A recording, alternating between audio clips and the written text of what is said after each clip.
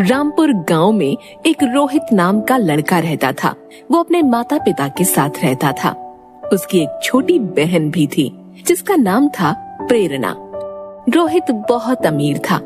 इतना धन होने के बावजूद भी उसका लालच खत्म ही नहीं हो रहा था।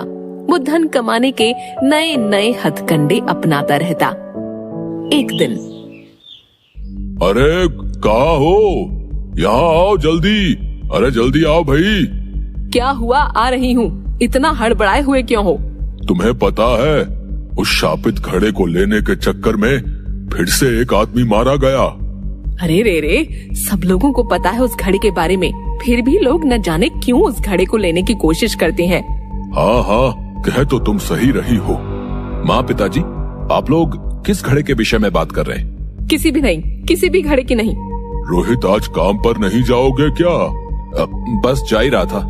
इतना कहकर रोहित घर से निकल जाता है। तभी रोहित की माँ कहती है, अच्छा हुआ रोहित को कुछ पता नहीं चला। हाँ, सही कह रही हो। इधर रोहित के दिमाग में बस शापित घड़े की ही बात चल रही थी। वो चलते चलते बस यही सोच रहा था कि उस शापित घड़े का क्या रहस्य है। वो जा ही रहा होता है, तभी उसे दो लोग दिखाई देते हैं और वो उसी घटना के बारे में बात कर रहे थे। वो उनकी बातें सुनने के लिए वहाँ रुक जाता है, लेकिन रोहित को देखते ही वो दोनों चुप हो जाते हैं। आप दोनों चुप क्यों हो गए? मुझे भी बताइए उस घड़े के रहस्य के बारे में। अरे जाओ जाओ, हैं? हमें कुछ नहीं बताना, जाओ। रोहित उन दोनों व्यक्तियों से जिद करने लगा, जिसको देख उनमें से एक व्यक्ति उसे शापित घड़े का राज बताने के लिए राजी हो जाता है। अच्छा, सुनो बताता हूँ। बहुत सालों पहले इस गांव पर पड़ोसी राज्य के राजा ने हमला कर दिया था। हाँ, और राजा ने अपने धन को बचाने के लिए अपना सारा धन एक घड़े में भरकर पहाड़ी के पीछे बने हुए कुएं में छिपा दिया था और उसे मंत्रों की मदद से शापित कर दिया था। लेकिन युद्ध के समय राजा मारे गए। पड़ोसी राज्य के राजा ने उस धन को खोजने की बहुत कोशिश की, लेकिन उसे वो धन नहीं मिला।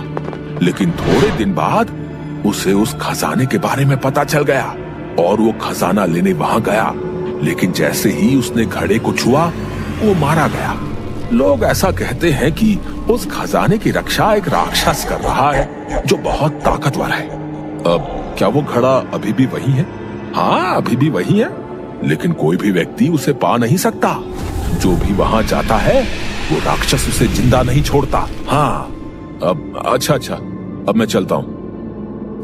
इतना कहकर रोहित वहाँ से आगे बढ़ गया और उस घड़े के खजाने को लेने के बारे में सोचने लगा। वो दफ्तर पहुँचा और काम करने लगा, लेकिन उसके दिमाग से खजाने की बात गई ही नहीं। वो रात में अपने घर लौटा तो देखा उसके माता पिता कहीं जाने की तैयारी में खड़े हैं। उनको देखकर रोहित ने पूछा, माँ, पिताजी, आप दोनों कहाँ जा रहे हो? बेटा, वो तेरी नानी की तबीयत अचानक खराब हो गई, हम वहीं जा रहे हैं। तुम अपना और प्रेरणा का ध्यान रखना। ठीक है माँ, आप लोग जाइए। हाँ माँ, आप लोग जाइए ना। रोहित को इससे अच्छा मौका नहीं मिलता उस खजाने को लेने जाने का। ये सुनकर दोनों घर से चले जाते हैं और इधर रोहित अपनी बहन से कहता है, प्रेरणा, चलो जल्दी से मुझे खाना दे दो, मुझे कहीं जाना है। इतनी रात में भैया कहाँ जाओगे आप? अब कहीं नहीं, तुम बस जल्दी से खाना दे दो। ठीक है भैया, मैं अभी लाई। प्रेरणा खाना लाती है और दोनों खाना खाने के लिए बैठ जाते हैं। दोनों खाना खा ही रहे होते हैं कि तभी रोहित कहता है, प्रेरणा, मैं खाना खाकर जा रहा हूँ, तुम सो जाना। इतना कहकर रोहित वहाँ से निकल जाता है। प्रेरणा के कई बार पूछने पर भी रोहित ने उसे कुछ नहीं बताया। उसे अपने भाई की चिंता होने लगी और वो अपने भाई के पीछे पीछे जाने लगी। और थोड़ी ही देर में रोहित उस पहाड़ी के पीछे पहुंच गया और उसके पीछे पीछे प्रेरणा भी वहां पहुंच गई। उसे पहले से ही इस जगह के बारे में पता था।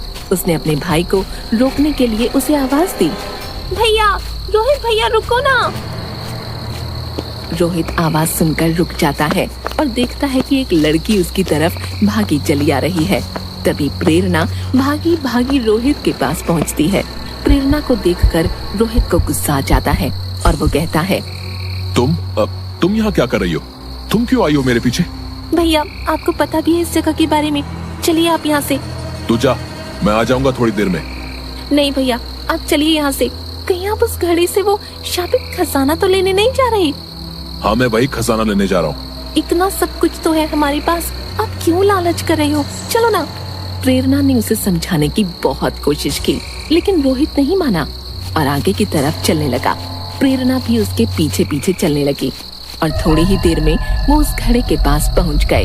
तभी रोहित बोला, प्रेरणा तुम चली जाओ। नहीं भैया आप भी चलो।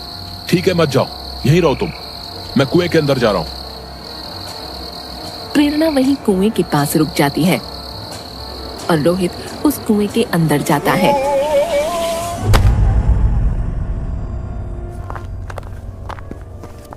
और उसके पीछे प्रेरणा भी उस कुएं में चली जाती है।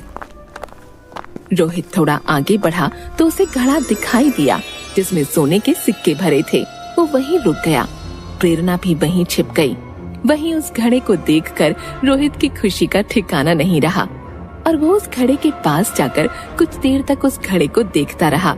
थोड़ी देर बाद उसने जैसे ही खजाना निकालने के लिए उस घड़े को छुआ, बहुत तेज बिजली कड़कने लगी और ऊपर से मिट्टियों की चट्टानें गिरने लगीं, जिसे देख वो डर गया। तभी उसे एक भयानक हंसी सुनाई पड़ी।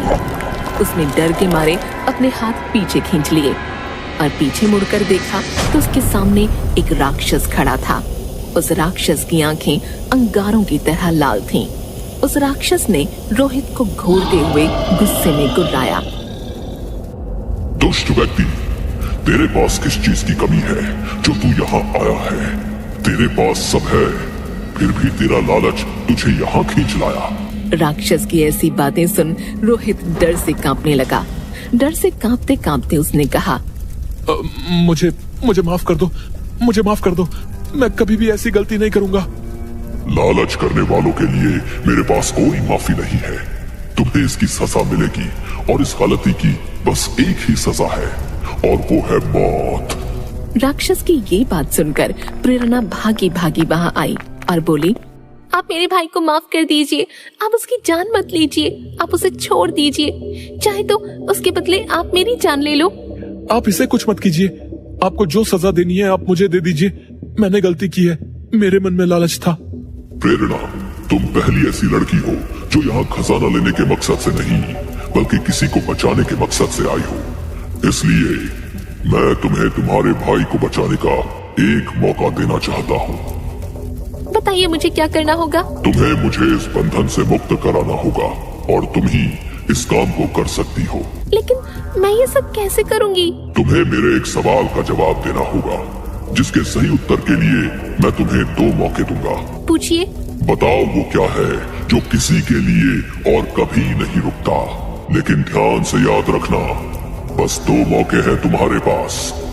प्रेरणा थोड़ा सोचती है और बोलती है, पानी, पानी कभी नहीं रुकता। राक्षस तभी अपनी शक्तियों का इस्तेमाल करता है और उसे एक गड्ढे में पानी भरा हुआ दिखाता है और बोलता है, ये देखो, ये पानी तो रुका हुआ है और पानी तो समुद्र में जाकर भी रुक ही जाता है। अब तुम्हारे पास बस एक मौका है अपने भाई को बचाने का। अब बस एक मौका और। प्रेरणा अब असमंजस में पड़ गई क्योंकि अब उसके पास बस एक मौका था। वो सोच में पड़ गई। तभी वो राक्षस बोला, जल्दी कर लड़की, समय निकला जा रहा है। राक्षस की ये बात सुनते ही प्रेरणा को समझ आ गया कि समय किसी के लिए नहीं रुकता और उसने तुरंत जवाब दिया, समय किसी के लिए नहीं रुकता।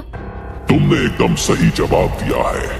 मैं तुम्हें और तुम्हारे भाई को आजाद करता हूँ। इसके बाद उस राक्षस को मुक्ति मिल गई और वो उस घड़े के साथ गायब हो गया।